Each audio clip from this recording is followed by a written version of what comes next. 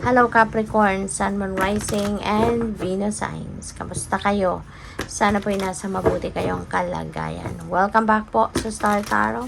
At kung bago kayo dito, welcome din po kayo. Please subscribe, like, share my videos, and leave me a comment po kung naka-resonate kayo. Thank you. So, tignan natin kung ano ang ganap for Capricorn. First card ninyo po, expecting miracles. So, this is really beautiful kasi you can expect miracles from here on. Maaaring meron kayong mga pinagdadasal na siguro sa tingin ninyo ito'y napaka-imposible na mangyari, pero wag ka. Kapag yan ay pinagdadasal mo, inaalay mo ang bagay na yan sa divine, you know, you never know, baka yung miracle na to, yun na yun, no? Yun na yun. God will make that impossible possible for you. Okay? God will make it happen for you. So, we have mending bridges. I heal rifts. I am a mender. So, most likely, Capricorn, baka ikaw yung magiging daan, ikaw yung magiging channel, ikaw yung magiging paraan, no, ng mga taong ito para sila'y magkaayos, magkabate. Maaaring ikaw yung magsisilbing mediator ng dalawang kampo dito na hindi nagkakaintindihan. Okay? So, baka ikaw, baka, kunyari, baka kapamilya mo lang din ito. O pwede rin naman na katrabaho mo yan, no? Maaaring mga colleagues mo yan, no? Na may mga hindi pagkakaintindihan, and you will be able to help them fix, you know, their problems. So, we have standing firm. Ayan, I am noble, brave, and strong. So, which is really good.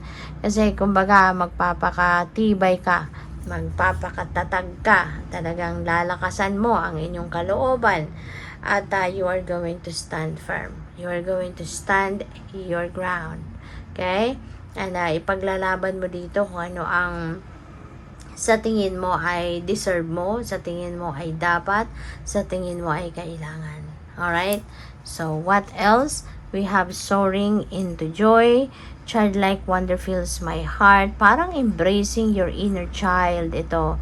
'Di ba? Have fun, do things, no, na fun, and as long as you are safe, kailangan mo din talaga 'yan. 'Di ba? Kailangan mo din 'yan.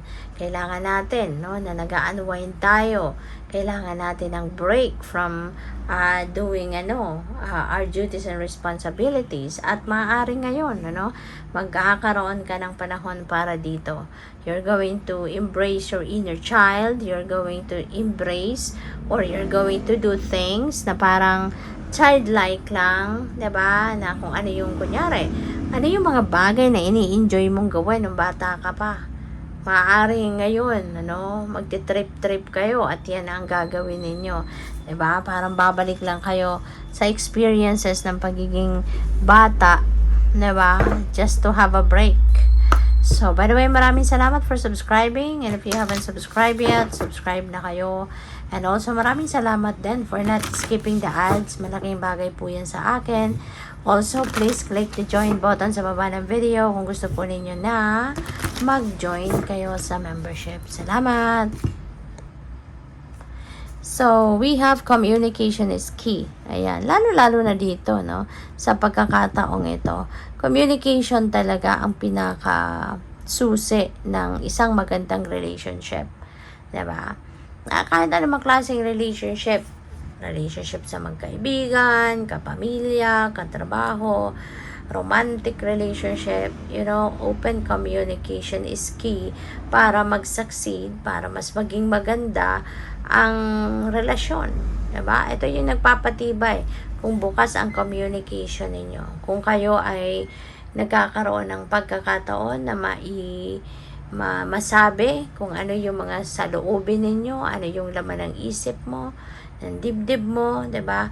Napaka-importante, no?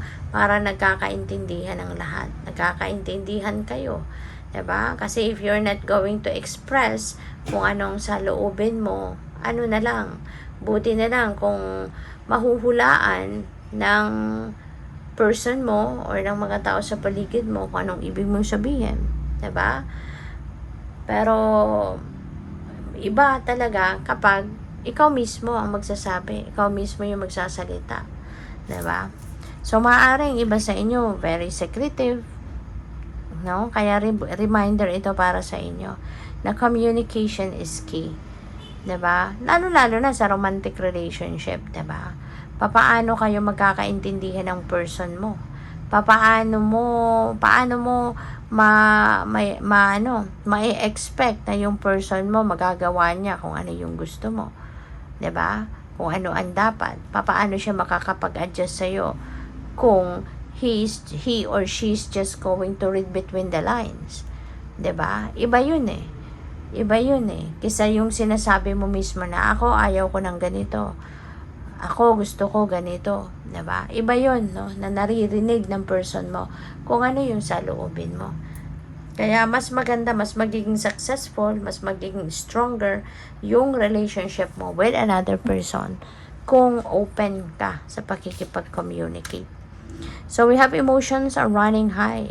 There could be excitement dito. There could be galit, no? So depende ito sa inyong sitwasyon. Depende.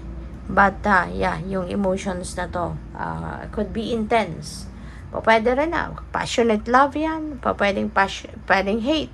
Diba? So depende yan sa inyong sitwasyon. Kayo lang tayo nakakaalam yan. So we have your commitment is being tested. Ayan. Maaring mayroon test dito para sa inyo. Gaano ka ka-committed? Gaano ka ka-committed sa person mo? Gaano ka ka-committed sa relationship mo? Gaano ka ka-committed doon sa pangako mo? 'Di ba? So, iba-iba to. Depende sa inyong sitwasyon. Pero, matitest ka dito. Ano? Matitest dito yung commitment mo. So, what else? We have worked through your fears. Ayan. So, maaari kasi na may mga bagay na hindi mo nagagawa, hindi mo ina-actionan kasi natatakot ka. 'Di ba? So, this could be a reminder para sa'yo na kung takot ang papairalin mo, you're not going anywhere.